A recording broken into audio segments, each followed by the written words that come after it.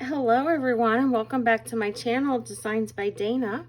I'm Dana and I'm also close to my heart maker.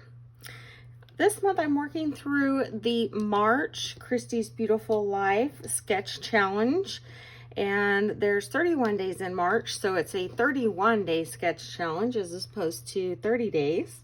So let me bring in the sketch and I'll show you what I'm working on today. This sketch is designed by Janet Fritz.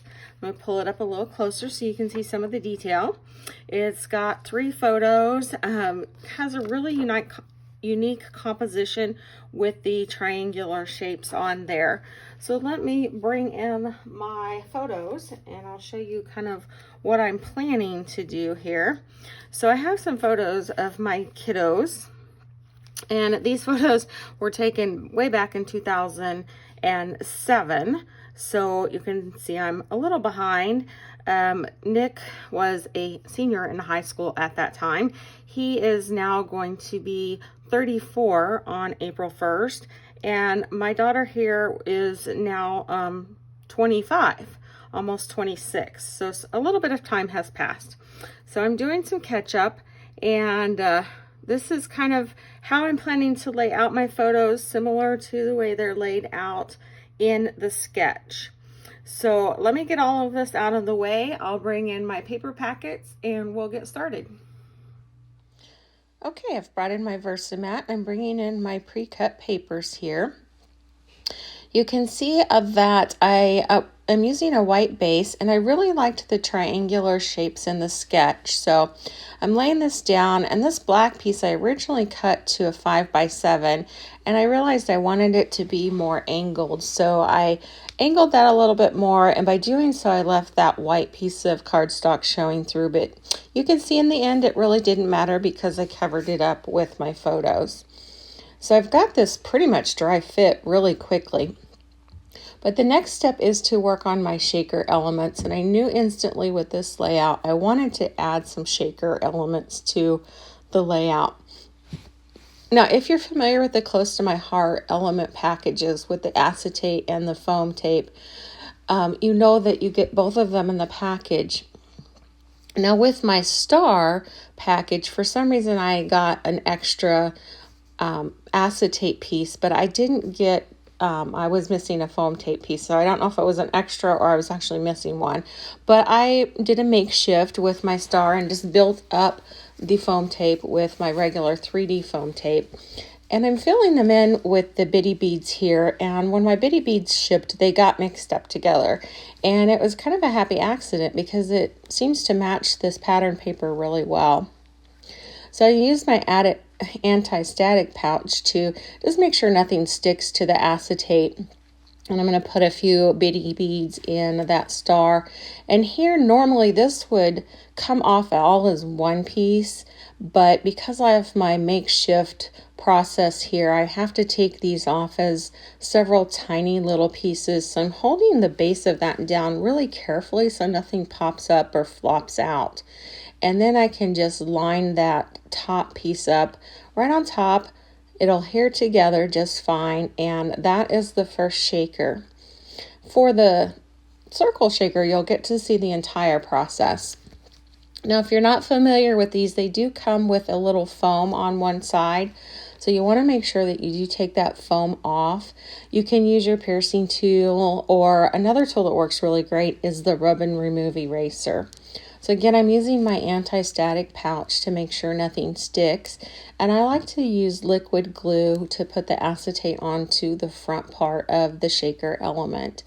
And then I just slide that aside and let it dry for a couple minutes while I prep the rest of the element. These little foam pieces that come in the package are great because it gives you the ring or the outside piece, and then you have all these inside pieces to use for later projects.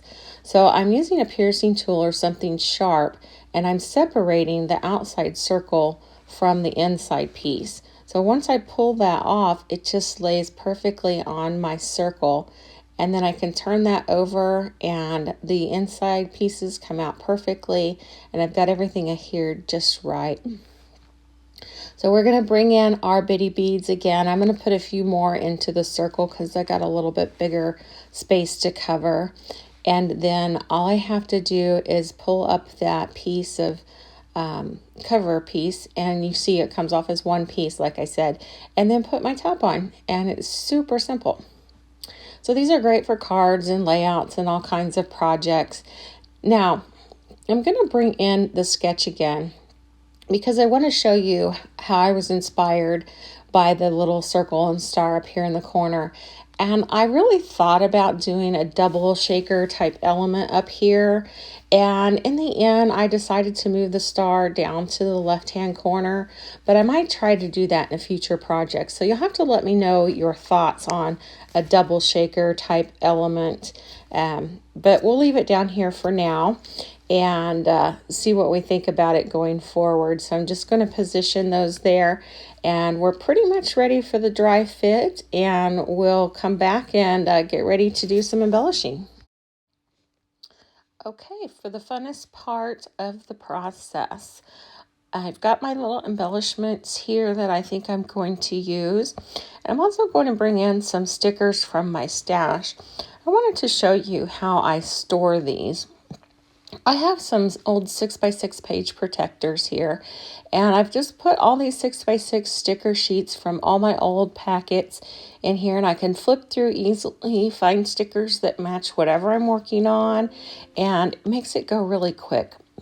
So here's a couple that I pulled out I thought I might use from, and I'm going to put this black star up here because I think it matches the theme of the layout. And then there's lots of little title sentiments on here that I want to use. So I'm going to pull off several. And naturally, I like my layouts to be lots of dimension and foam tape. And so I'm going to pop all of these up. So I'm pulling off things that I think are fun and representative of the layout and how the kids are just kind of goofing around and having fun. So these are saying things like family fun, love this photo, a week in the life. And I'm looking at the yellow here, and it doesn't quite match, but I think if I put it over here on the blue side of the page, it'll look just fine, even though it's not a perfect match. So I'm going to pull off a couple of those. And those are reading So Much Fun and Too Funny. So it just kind of adds to the fun feel of the photos and the layout. So now I have all of my acrylic shapes to work with. Before I do that, I'm going to put these little subtitles. I like to use subtitles when I can.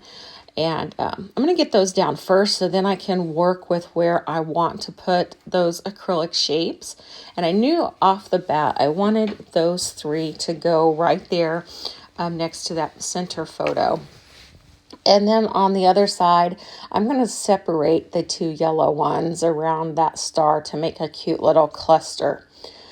So now I'm going to kind of play around with the acrylic shapes.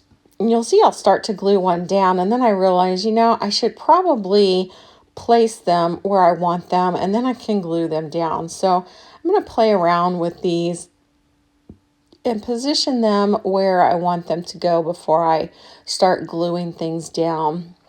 I've set my title off to the side just to figure out where I want all my little arrows and embellishments to go first. So I'm just going to audition them in different places, make sure I have them where I want them, and then I'll get them glued down. So for my title, I picked the word just flex. Nice and simple, but it again is fun and representative of the playful layout because they're flexing their muscles. So I'm going to start gluing these down, but I'm not going to make you watch me glue all of them, and I'll do the rest off camera. So we'll get that one down and then we'll continue. So here we are finished with the gluing, and I'm just double checking my sticker sheet, and I found one more I think I want to add, and a couple extra arrows, and I just don't think I need them. So I think everything really looks good, and I'm very satisfied with the end result. Okay, so we have a completed layout, and I'm going to hold this up a little closer. You can see we've got both of the shaker elements here, And I just can't help but wonder how this would have looked if I would have gone ahead and put both shakers up here and kind of layered them. So let me know in the comments what your opinion of that concept was, and if you think I should have done that with the layout, or if you like this spread out better on the shakers. But so I do have a double shaker page. I kept my layout pretty true to the sketch. I really like how the artist of the sketch kind of angled some of this and had lots of angles within the sketch, but yet had a lot of simplistic pieces to it. You can see I added a lot more with my embellishments, and I of course like to embellish a lot, and I like to have a lot of dimension, and that's just my personal preference. So I pop things up quite a bit and add a lot of dimension. But I hope you like it as much as I do, because I think this was a really fun one. It captures the fun spirit that was going on when these photos were taken. So if you have questions or comments, please be sure to add them in the comments section. And if you like this layout and like what you saw in the process video, please be sure to hit that like button. And if you haven't already subscribed to my channel, I invite you to do that as well. And I will continue throughout the month sharing as many videos as I can for Christy's Beautiful Life monthly challenge this month. And please come back and watch those as often as you like. Hopefully I can get through all of them and do it in a timely manner. So let me know if you have any questions, and we will see you soon. Thanks for watching. Bye.